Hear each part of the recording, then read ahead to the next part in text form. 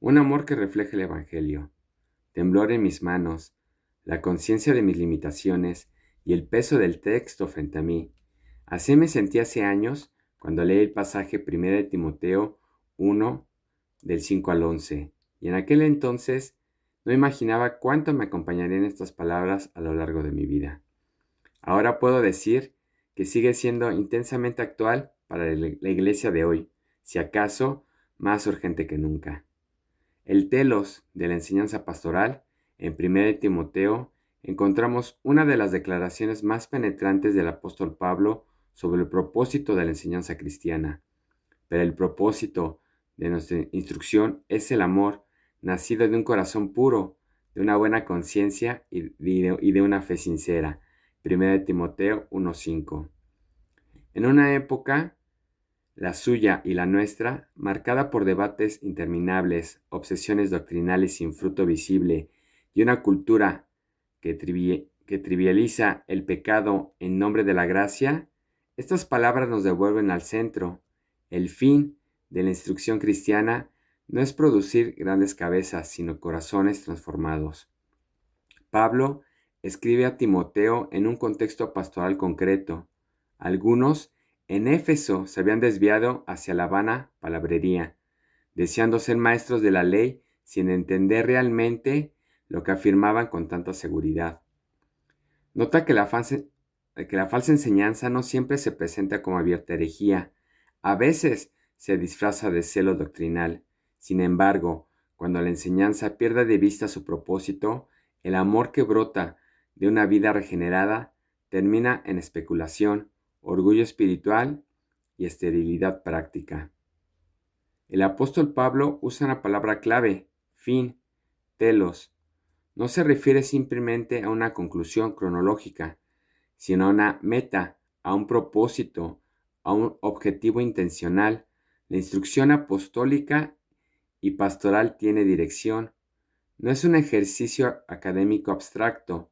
Está orientada hacia la formación de un pueblo cuyo amor sea evidencia visible de la obra del Evangelio en ellos. El conocimiento bíblico que no desemboca en amor no ha alcanzado su propósito verdadero.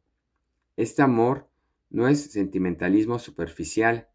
Pablo lo define con tres fuentes espirituales: un corazón puro, una buena conciencia y una fe sincera. El corazón puro habla de una vida limpiada por la gracia, donde las motivaciones han sido purificadas por la obra de Cristo. La buena conciencia apunta a coherencia moral, a una vida que no vive en contradicción con lo que profesa, y la fe sincera señala una confianza genuina en el Evangelio, no una fachada religiosa. Aquí encontramos un correctivo urgente para la iglesia de hoy.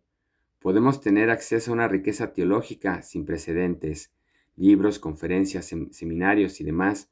Sin embargo, Pablo nos recuerda que la acumulación de información no es equivalente a madurez espiritual. El conocimiento debe conducir a una vida que refleje el carácter de Cristo. Si nuestra ortodoxia no produce amor práctico hacia Dios y hacia el prójimo, estamos desviándonos del propósito apostólico. Desvíos de la enseñanza. Los siguientes versículos describen precisamente esa desviación, pues algunos, desviándose de estas cosas, se han apartado hacia una vana palabrería, quieren ser maestros de la ley, aunque no saben lo que dicen. Versículos 6 y 7. La expresión desviándose sugiere perder el blanco. Cuando el amor deja de ser la meta, el ministerio se convierte en una plataforma personal. Se habla mucho, pero se edifica poco. Se discute con vehemencia, pero no se pastorea con ternura. Se hacen declaraciones categóricas, pero sin una comprensión profunda del Evangelio. Pablo no desprecia la ley, al contrario, afirma que la ley es buena si uno la usa legítimamente. Versículo 8. El problema no es la ley, sino su mal uso. La ley no fue dada para alimentar el orgullo religioso, ni para servir como un instrumento de autojustificación. Fue instituida para exponer el pecado, para revelar la necesidad de gracia. Romanos 3:20. Enumerando una lista contundente: transgresores, rebeldes, impíos, homicidas, inmorales, mentirosos. Pablo muestra que la ley confronta la realidad del corazón humano caído. Para eso fue dada. Es significativo que el apóstol conecte la sana doctrina de la ley y con el glorioso Evangelio de Dios bendito. Versículo 10 y 11. La ley y el Evangelio no son enemigos. La ley desenmascara nuestra condición. El Evangelio anuncia la solución en Cristo. Pero cuando se pierde esta dinámica, la iglesia puede caer en dos extremos igualmente peligrosos. Por un lado, el legalismo, usar la ley para inflar el ego espiritual y medir la superioridad moral.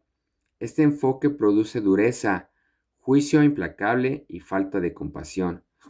Por otro lado, minimizar el pecado, normalizar la mundanalidad y tolerar prácticas contrarias a la sana doctrina bajo el argumento de la inclusión o la libertad cristiana, en ambos casos el amor verdadero se pierde. El amor del que habla Pablo no es permisividad, no es silencio frente al pecado, no es acomodarnos a la cultura. Es un amor que nace de un corazón transformado por el Evangelio y que precisamente por eso toma en serio la santidad. Este mismo pasaje de Pablo que exalta el propósito amoroso de la instrucción incluye una denuncia clara de conductas que contradicen la sana doctrina. El Evangelio no redefine el pecado, lo confronta y ofrece redención. Recordar este balance es necesario hoy. Vivimos en un contexto donde, por ejemplo, la sexualidad es frecuentemente reinterpretada en nombre de la gracia y de la libertad personal de expresarse de forma auténtica. Sin embargo, los pastores no deben ceder ante la fidelidad de esa instrucción ante los patrones culturales. Por esto, Pablo insiste en que ciertas prácticas son contrarias a la sana doctrina. El amor cristiano no consiste en celebrar lo que Dios llama pecado, sino llamar al arrepentimiento con compasión y esperanza. La gracia que salva también es la gracia que transforma.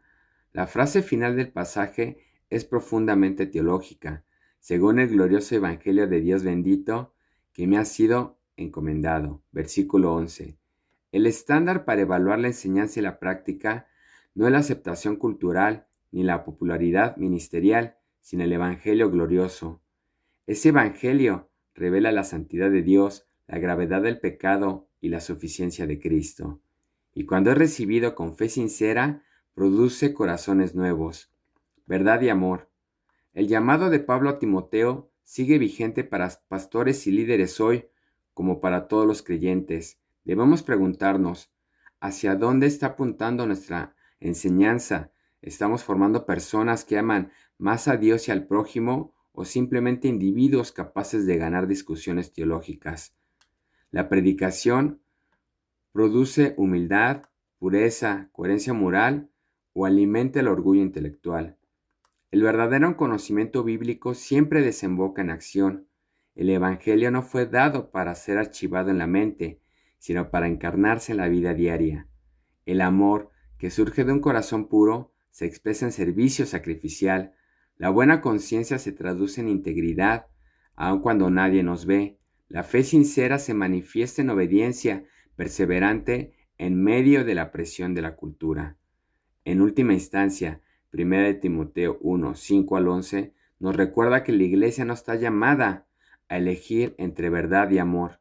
El propósito de la instrucción es precisamente un amor que nace de la verdad, un amor moldeado por el Evangelio, purificado por la gracia y sostenido por una fe auténtica, que nuestras iglesias, nuestras familias y nuestros ministerios sean marcados por este telos apostólico. No cabezas grandes sin acción, sino vidas transformadas que reflejan la gloria del Dios bendito. Gracias, que Dios los bendiga. Hasta la próxima.